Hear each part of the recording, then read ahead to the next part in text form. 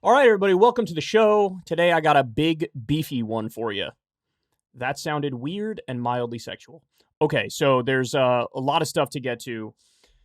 RFK, who's now running for president, was interviewed on Breaking Points, and it was interesting and it was really spicy. We're going to dive into that. I'm going to show you some of the key moments. Then we also have, later on today, some big breaking news from a day or two ago.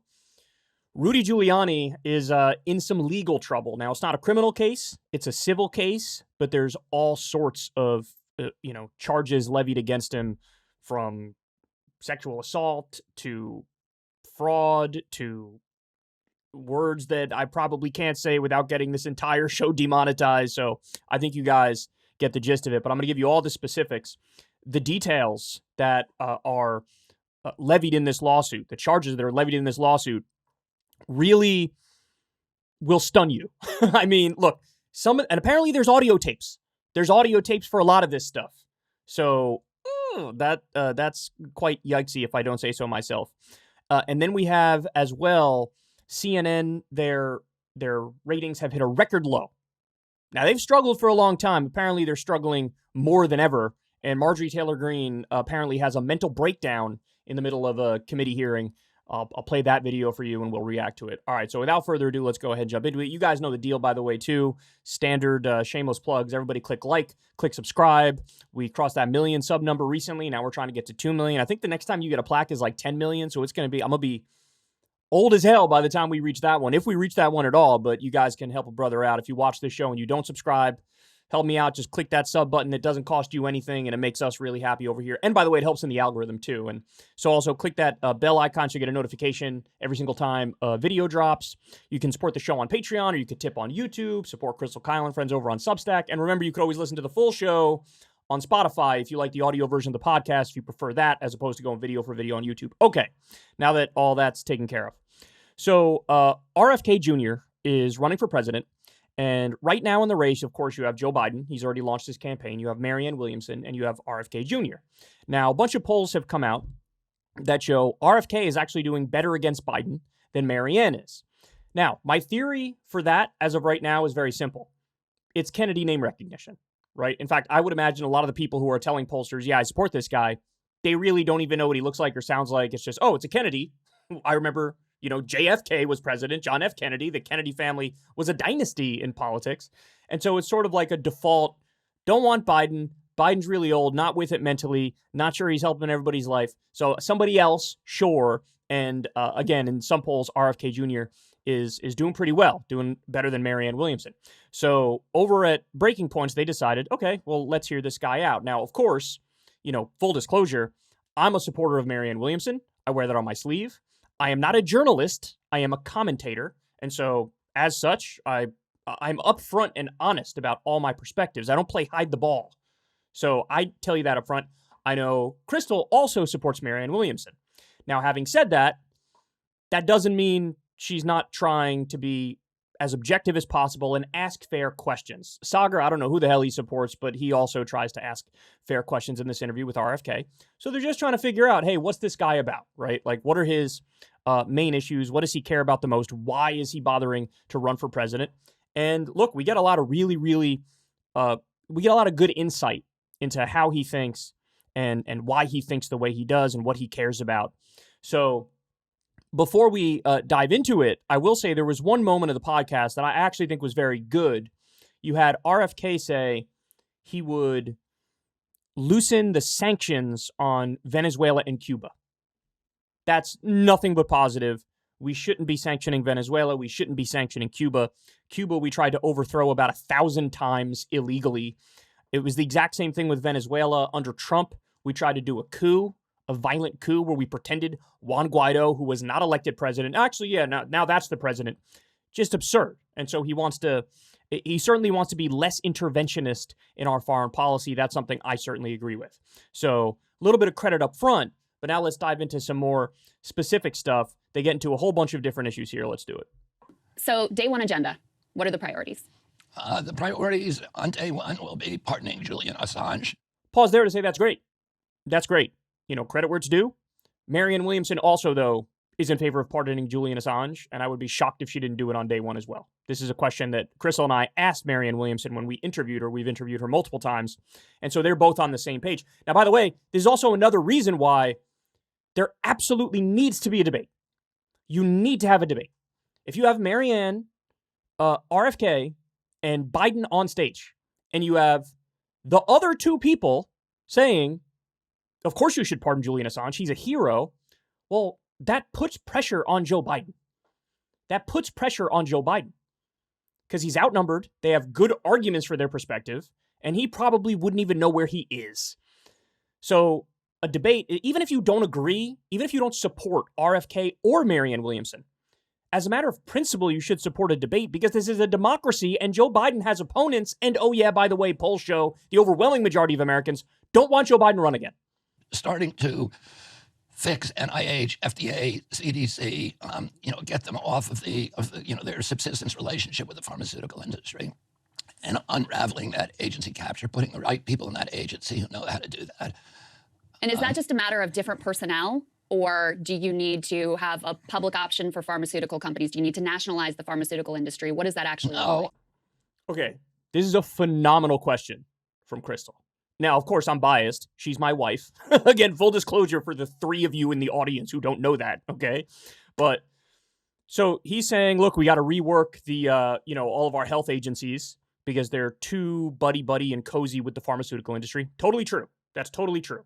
Okay, but what policies are you talking about in order to change it?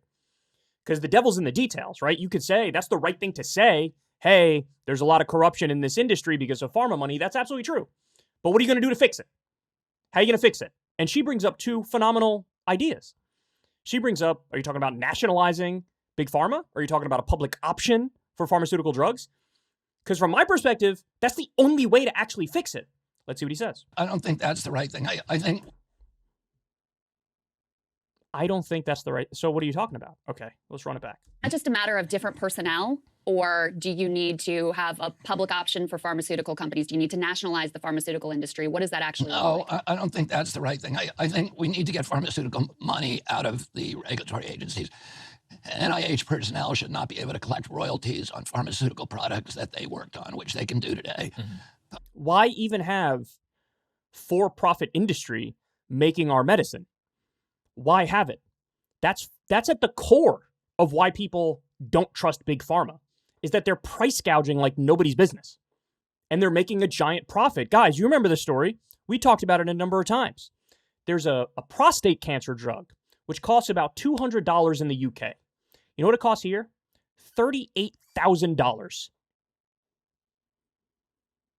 So what's the problem here? The problem is big pharma is an unnecessary parasitic middleman taking their cut. They are a mafia. That's what we don't need them. Every single drug developed in the last 2 decades was developed with taxpayer funding, with government funding, and then big pharma swoops in there, buys up the rights to it, and sells it back to us at a massive profit, and they price gouge us. So he's saying, in theory, the right thing. Hey, we got to get the money out of our health industry or out of our health regulatory bodies. He says the right thing, but then his solution is not nearly strong enough. You absolutely should nationalize big pharma, or at the very least, do a public option for pharmaceutical drugs so that they're competing with people who can maybe actually make them lower their prices. NIH has devolved from being a research agency that's supposed to be improving American health, and instead it's become an incubator for pharmaceutical products. So they develop initial pharmaceutical products in their lab. And then they farm that product out to a university, and they give the universities hundreds of millions of dollars and to go through phase 1 and phase 2 trials. And then they bring in a pharmaceutical company if the drug works, which they almost always do because they can make them look like they work. So he goes on this. Look, the biggest part of his politics, this seems to be the issue he's most obsessed with over the years, is he's vaccine skeptical. And I'm being kind by not just calling it flat out anti-vax. And by the way, it's not just the COVID vaccine for him. It's like every vaccine. So that's the core of his politics. And you could sort of see in his answer there that his day one agenda has to do with pardoning Julian Assange, good. But then he goes right to pharmaceutical industry stuff. But when you get into the specifics, it's not strong enough.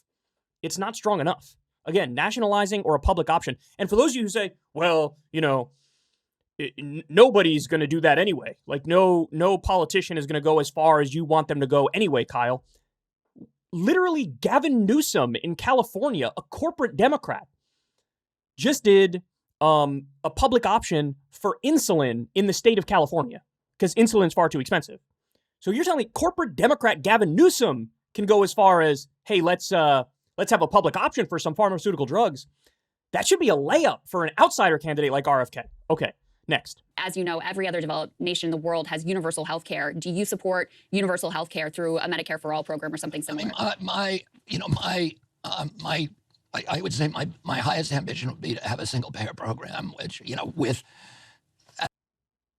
people who want to have private programs can go ahead and do that, but to have a single payer program that is available to everybody. I don't know how politically realistic that is, but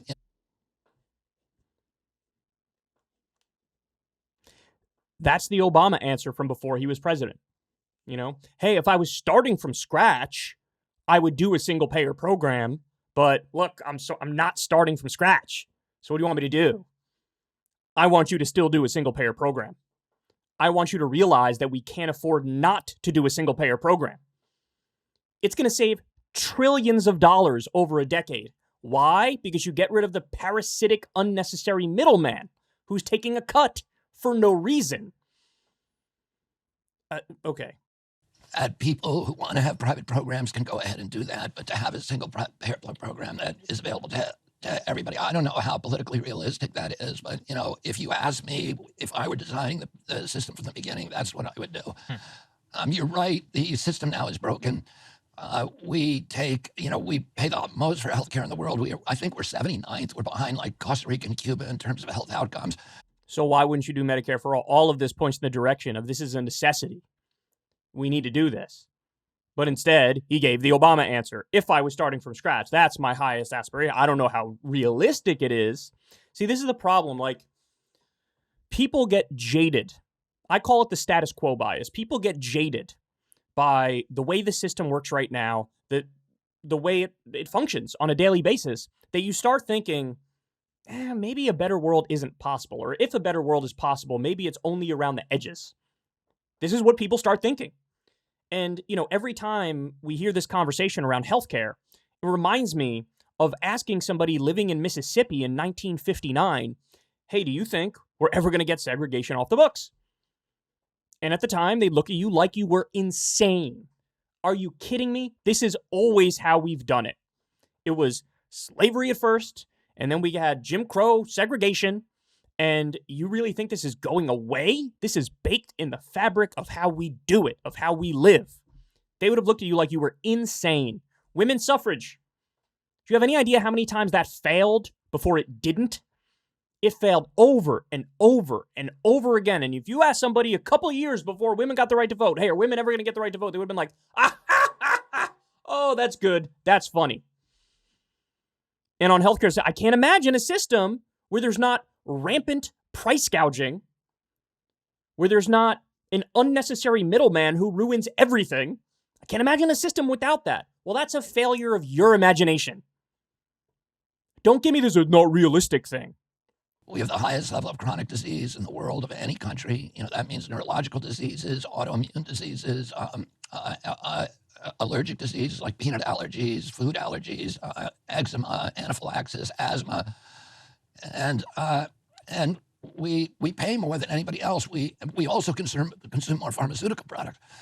I think we take 3 to 4 times as many drugs per capita than Europeans do. Mm-hmm. And they're not making us healthier. Mm-hmm. The third largest cause of death in this country after cancer and heart attacks is now pharmaceutical drugs. Americans are the sickest country in the world. This is the sickest generation we've ever had. And we spend $4.3 trillion on healthcare every year. 80% of that goes to treating chronic disease. And to me, the worst, the most alarming metric, when I was a boy, 6% of Americans had chronic disease. Today, by 2006, 54%. And, Okay, look, we almost certainly got better at diagnosing chronic disease from when he was a boy until now. So the idea that you paint that as it's just been an increase in chronic disease and that's it, no, the data is way more complicated than that. If we didn't know how to diagnose half the stuff back when he was a boy, and now we do, those chronic diseases have always existed. Now we just know about it and can try to treat it better. So this is, look, that's a good example of like there's lies, damn lies in statistics. Now, I'm not saying he's lying on purpose. I'm saying maybe he doesn't understand that there's actually a complex, multifaceted conversation, and it's sort of misleading to portray it as just like there's just been a colossal increase. And by the way, the implication that he's making is it's because of the pharmaceutical drugs. Because again, this is his beat. This is the thing he cares about the most. It's gone up since then. I mean, half our children are debilitated for life from a chronic disease. And you know, the pharmaceutical industry is making a lot of money on that, selling us the EpiPens, the albuterol inhalers, the anti-seizure medication, the insulin shots and all that. And they're making a killing. They make, you know, $500 billion a year. Yeah, so you should nationalize it, right? Krystal asked if you do that, and you say, I don't know about that. Well, that's what you should do. But it's not good for our country. And what we need is public health agencies that are actually focused on public health rather than advancing the pharmaceutical paradigm and profits for these pharmaceutical companies. It's interesting to me. I heard you talk a lot about corruption. We were talking here about the profit motive. I was surprised, though. You did the interview with the All In podcast. I knew that you were against nuclear power, but you was talking with something interesting, saying that we should have effectively a completely free market energy system. And I guess I wanted to talk, you know, with somebody whose father and uncle famously supported major public initiatives, which didn't necessarily pay out, which would yield massive dividends in the future. Why should nuclear, solar, wind, or any power, honestly, float outside of public support systems if the overall social benefit of it unlocks economic potential? I'm just curious. So Sagar leans right. Okay, or he's certainly to the right of RFK in theory, right? And his point is like, hey, I just saw an interview where you said, I believe in the free market. I believe in capitalism. And basically his question is like, why should we leave something as important as energy to the private market? You know, that seems like something where it should be public and there should be public investment. And hey, your uncle and your dad, his uncle was JFK, by the way, they supported public investment in energy. So he's like, why do you disagree? All right, now, his answer here, if I remember correctly, we'll see in a second, is not great. It's not great. He really likes to stress how much he thinks the free market will solve stuff. You know, I think the market is the best. I mean, here's the thing: is we don't have free market capitalism. Let me just say or that. Free market energy. No. Right? We certainly do have capitalism. Now, you could say we have a version of capitalism where the companies that are already in the lead and already the wealthiest and have the most power, they get subsidized a lot by the federal government and the taxpayers. So if you want to put a label on that, if you want to describe that a little differently, I understand it. You can call that corporatism, right? But we certainly have a version of capitalism, free market capitalism. And so it's a weird point from him. It seems to be, and we'll let him make his argument, but it seems to be the argument is like, get the government out and then let everything just play out, which is a right-wing argument. That's a conservative argument. No, Sure. we have, Yeah. you know, we have the energy, the rules that govern the energy industry are written by the incumbents to benefit the dirtiest, filthiest, most poisonous, most toxic, most warmongering fuels from hell, rather than the cheap, clean, green, wholesome, and you know, efficient fuels from heaven. In a true free market promotes efficiency. Efficiency means the elimination of waste, and pollution is waste. That is absolutely inaccurate. Has he never heard of externalities? Pollution is part of externalities of a free market. He made it seem like with a true free market, you have efficiency, which means you don't have waste, which means you wouldn't have pollution. That's a libertarian capitalist view that is fundamentally untrue. And there's example after example after example where you leave it up to the free market. What's the classic example? There was a factory on the Hudson River, and it was cheaper for them to eliminate their waste in the Hudson River as opposed to getting rid of it in a safe, effective way. And so what do? They just dumped their toxic waste into the Hudson River. And it took the government stepping in saying, hey, you can't do that. So you needed to have less of a free market, more of a regulated market in order to protect against that pollution. I'm actually astonished that his view is this libertarian view. because this is not at all a left-wing view. This is a right-wing view. Let's run it back. Listen again. Listen again. I'm certainly not straw-manning. I'm steel-manning his point here. He says it very clearly. With a market, you have efficiency and you have less waste, which means with a free market, you'd have less pollution. Listen to him say. And you know, efficient fuels from habit. In a true free market promotes efficiency. Efficiency means the elimination of waste, and pollution is waste. No, pollution is an externality of free market capitalism. And externalities is one of the biggest issues that even capitalist proponents have argued, this is a problem. Like, we're going to have to do something about this. We can't just leave this up to the free market. It's a stunning view. A true free market would require us to properly value our natural resources, and it is the undervaluation of those resources that causes us to use them wastefully. You know, again, you talk free market, free market, free market. Dude, certain things, like our natural resources, they should be nationalized, should be out of the market entirely. In a true free market, you can't make yourself rich without making your neighbors rich, and without it. In a true free market, you can't make yourself rich without making your neighbors rich? I've never heard of a more ahistorical and incorrect view than that. Of course you can. Capitalism, a free market by its very nature, free market capitalism by its very nature. If you're part of the owner class, you, basically everybody who works underneath you is a cog in a machine, right? It's like your property. And you can choose to pay yourself 300 times, 400 times what you're paying your workers. Of course you can have a system like that. They're basically, businesses are little tyrannies. They are little dictatorships with an owner at the top, a rigid hierarchy, manager underneath that, the workers underneath that. So the idea, again, I can't believe he's making this point. He's arguing you can't make yourself rich without making other people rich. No, you're describing more of a socialist system, or certainly at least a social democracy type system, where you have stringent rules and regulations when it comes to pay, or a more democratic workplace. Let me run it back again. Again, I'm trying to be kind here, but he's not making it easy. Our natural resources, and it is the undervaluation of those resources that causes us to use them wastefully. In a true free market, you can't make yourself rich without making your neighbors rich, and without enriching your community. That is not true at all. That is not true at all. We've seen, if that was the case, we would already be phenomenally, everybody would be phenomenally wealthy. Instead, we live at a time when the income and wealth inequality is worse than the Gilded Age. Now, I know, to be fair, he would say, well, we don't live in a free market capitalist system right now. But it sounds like he's advocating, well, that would be better, right? And I got news for you. If you want to see a more, free market capitalist system with less regulations, you would go back to, say, the Lochner era. You would go back to like the late 1800s and early 1900s in the Industrial Revolution, when you had tenement homes and you had child labor and you had zero regulations to protect the workers, and the list goes on and on and on. What polluters do is they make themselves rich by making everybody else poor. Certainly. They raise standards of living for themselves by lowering quality of life for the rest of us. Okay. All right. Let's continue.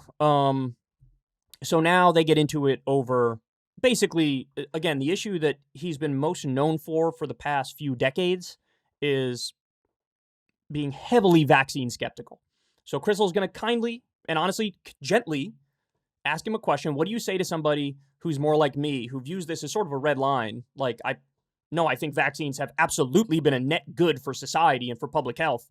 How would you respond to somebody like me? Let's see what happens. So let me ask you about vaccines. This is an area where you and I have significant differences. And, just to level with you on this, like, a lot of what you say I really respond to. I think you're a very genuine person. But the across the board, whether you want to call it vaccine skepticism or anti-vax advocacy, which has been a central part of what you've been up to for the past number of years, for me personally, it's an issue, and it's a real sort of red line. And I know I'm not alone in that, especially running in a Democratic primary. There are going to be other millions of people like me who have similar concerns. So how do you win them over? What's your message to people who think like I do? Well, but just tell me where you think I got it wrong. Well, I think you get it wrong when you draw a correlation between the rise of things like autism and the introduction of vaccines when there isn't hard scientific evidence tying those things together. How do you know? Let me ask you this. How do you know there's not hard scientific evidence? Well, because the one major study that purported to show that was retracted, and the scientist who conducted it was, was now, what you're doing now, basically Krystal, fraudulently created. Listen, no. hold on. You're But raising I don't this issue. want to get in a debate with you about this because you've spent your life pulling out this study. Now, I will tell you. Let me just tell you. Hundreds and hundreds and hundreds. Let me just tell you. I've listened. listened to hours of interviews with you with an open mind, and I'm not persuaded. Now, maybe I'm wrong. That's possible. I'll hold it out there. People can watch. I thought Megyn Kelly did a phenomenal interview with you that went through all these claims piece by piece by piece. I really encourage people to watch that whole exchange because we won't be able to do it justice here in the 5 minutes we have left. But there are going to be people like me who aren't persuaded and who see this as an issue. And the fact that it's been such a central part of your advocacy means I can't just sort of put it to the side and say, oh, well, I'll just ignore, this piece that's been really important to you in your life. So you're running in a Democratic primary. You have a lot of people who feel even more strongly than me who think that, Dr. Fauci is a hero and all of these things. How are you going to persuade them? How are you going to reach them? And what is your message to them?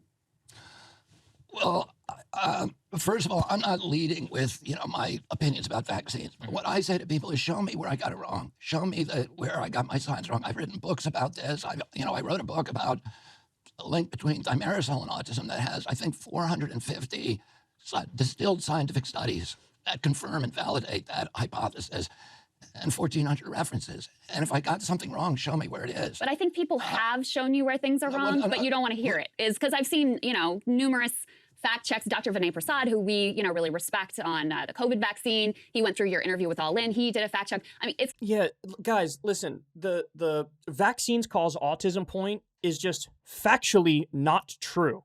So Krystal brought up there that the main study, which started this whole movement, the dude's name was Dr. Andrew Wakefield. You know what his name is now? Andrew Wakefield. You want to know why? He's no longer a doctor because that study was completely fraudulent and it was retracted. So he's acting like, correct? Well, hey, correct me if you need to correct me. That is the correction. That is the correction, and you're not even addressing it specifically, right? Like she just told you the study was retracted. It's true. Dr. Andrew Wakefield is no longer a doctor, and you just sort of gloss over it. And it's like the vaccines cause autism point is just fundamentally untrue. And there is no... Now, he goes on to make the argument, and you're going to see it, where he's like, hey, if somebody says I'm wrong on something, I'll be happy. If you show me I'm wrong, I'll happily correct it. Okay, well, there's one right there, and you're not doing it. And then I did a fact check of Vinay, and you should read that. I will take a look at it. But I don't think that it's fair to say nobody has ever pointed out anything that's been wrong. Well, here's what people complain about what I say.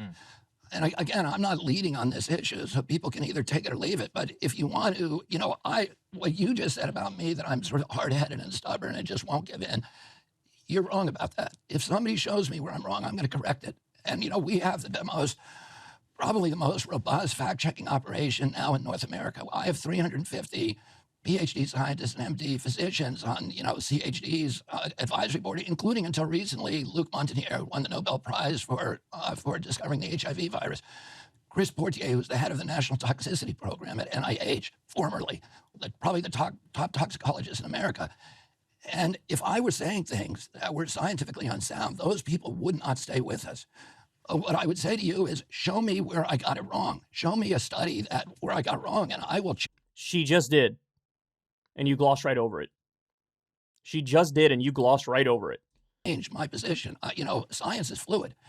It's not an embarrassment to me if there's a new scientific study that I haven't seen that comes out and says I'm wrong. That's what you're supposed to do with science. But what I'm saying to you, nobody has done that. If Vinay Prasad, when he did his piece, if he showed me science that was valid, I would say I would change my position. If we got the two of you together, read my response to him. So you say this isn't what you're leading with, but I just have to say, as someone who is watching your candidacy closely and is aware of the advocacy you've been doing and the organization that you are involved with, it's hard for me to believe this won't be an important part of how you govern. So I think that's the most important piece for people to get. Who you have to accept there are going to be people like me who just don't agree with you on this. You certainly understand that there are many who do think that the vaccines that we have are more beneficial than harmful, that, got their kids vaccinated and are happy for that decision. So how is this going to impact the way that you govern, or does it not at all? I mean, I'm going to govern according to, what evidence-based medicine. That's so let me give a specific. He says that, but then he's massively vaccine skeptical, right? So he just says that, well, that's not evidence-based medicine.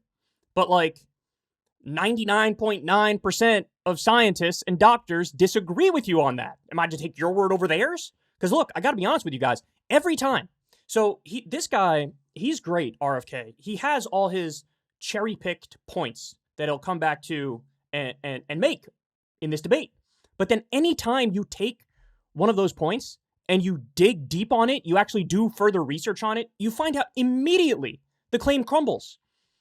So when you say, I'm going to go by evidence-based medicine, well, vaccines are part of evidence-based medicine, and you're very skeptical of them. So your view of quote-unquote evidence-based medicine is not the view of the overwhelming majority of experts on this exact topic. If there's another pandemic, in the last pandemic, former President Trump, something we gave him a lot of credit for, he launched Operation Warp Speed. They had a whole of government approach. They used the mRNA technology that was developed using, U.S. taxpayer dollars to get a vaccine out to the population as quickly as possible. How would your approach have differed? My approach would have been a science-based approach. Which means what? Which means a medicine-based approach, the approach that has been used and approved for decades. You look first at therapeutics that are off the shelf, and you look at the efficacy of those. I mean, what I would have done if I was in power then, I would have created an information grid, because now we have this internet that is supposed to benefit us and has become instead an instrument for, totalitarian control, but let's use it for something good. Let's link all 15 million doctors, frontline physicians all over the world, and find out what they're doing to treat this new respiratory virus, and find out what they're saying is working and not working, and then test that with science, and then turn it instantaneously into protocols and recommendations for other scientists. So would a vaccine development be part of that or not? Well, I don't think the vaccine worked. I think. Oh my God, man. All that time, all that buildup, and he finally drops it. You should have just said that from the beginning. Get the disagreement out there up front. Don't play hide the ball. Finally admits it. Again, I just ran it back. And then turn it instantaneously into protocols and recommendations for other scientists. So would a vaccine development be part of that or not? Well, I don't think the vaccine worked. I think, if you think it worked, then try to explain to me the countries that were unvaccinated did much better than our. Many of those countries, because there are a lot of different factors in various countries. So a lot of. Oh my God. Oh, that is not true at all. And by the way they count deaths in all these different countries is fundamentally different. Some governments are more trustworthy. Some governments are less trustworthy. Some governments are playing hide the ball. Some governments are maybe overcounting it to make unvaccinated countries did a lot better than we did, and we were the most vaccinated. That is fundamentally not true. Those countries that you pointed out before. Why do we have the highest death rate in the world by far? I think there are a lot of factors that may go into that. One of them is the fact that we are disproportionately obese as a society. We have the negative health outcomes that you've been talking about. We don't go outside as much as countries, say, in Africa. I mean, there are a lot of different factors that may play into that. But I will say, did the vaccines work in the way they were initially promised to prevent spread? No, I don't think so, especially once you got to later variants. But we have a lot of data that shows that in terms of reducing severe hospitalization and death, the vaccines were really important. And maybe there was a cost-benefit analysis. I want to see that data. I know that's what the You want to see that data. Well, remember, he's just said, I don't think the vaccines worked. Okay, well, what do we have right here? Public Health Insider. So this was done in the county that Seattle is in Oregon, okay? People who are not fully vaccinated are 7 times more likely to test positive for COVID-19. 7 times more likely to test positive. People who are not fully vaccinated are 49 times more likely to be hospitalized for COVID-19. People who are not fully vaccinated are 32 times more likely to die of COVID-19 related illness. Now, understand something, guys. The point Krystal made is true. In other words, so for the first variant and the second variant, and I believe this study was done during the Delta variant, okay? The vaccines worked better the further back you go, because the vaccines were created for that version of the virus and then similar versions of the virus. The more it changes, the more the vaccines are not going to be as effective, right?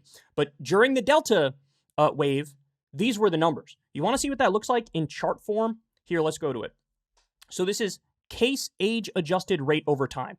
Not fully vaccinated, there was a giant spike in cases. With one vaccine, so half of the vaccination, you are in the middle.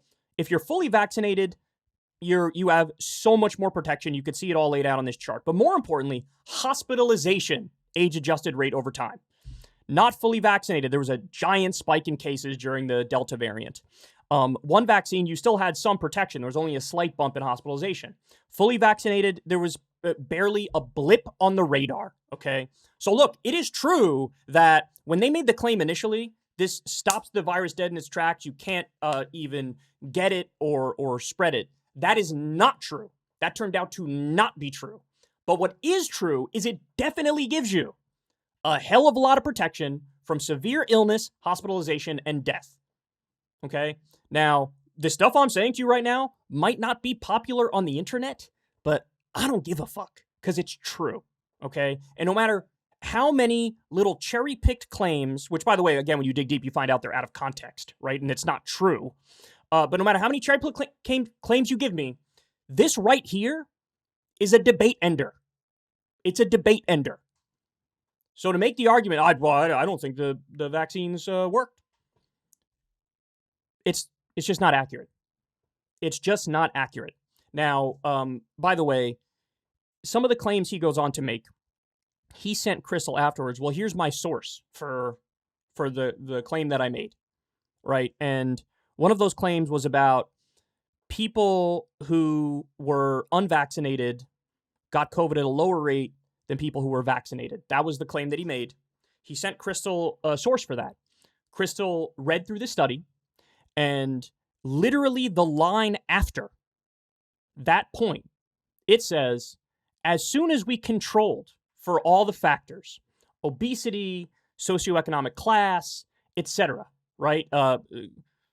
Comorbidities, as soon as we controlled for all those factors, what they found was exactly what you're looking at right here, that the vaccine gives you a lot of protection. So even in the thing he's sourcing as like, well, this is why I believe what I believe. Even in his own source material, it contradicts his claim. So, I mean, guys, for the love of God, honestly, it's kind of embarrassing, right? It's kind of embarrassing. I want to like this guy because his name is not Joe Biden, right? And he's challenging Joe Biden. I want to like him. But when I dig deeper into his claims, it ain't it.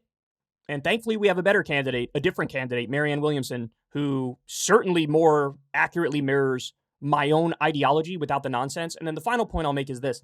Oftentimes you see with people who are vaccine skeptical, and I'm being kind by calling it that, some people are just flat out anti-vax, right? But whatever you want to call it, with people who are like that, usually that's also paired with sort of a mindless faith and belief in alternative medicine. The reason why alternative medicine is alternative is because it didn't make the cut to be regular medicine. Alternative medicine is not just called medicine because it didn't make the cut. It failed when they tested in the overwhelming majority of cases. You want to find maybe a handful of things that are quote unquote alternative medicine that might help around the margins? I'm sure you could do that. Over 90% of that stuff is absolute crap. It's garbage.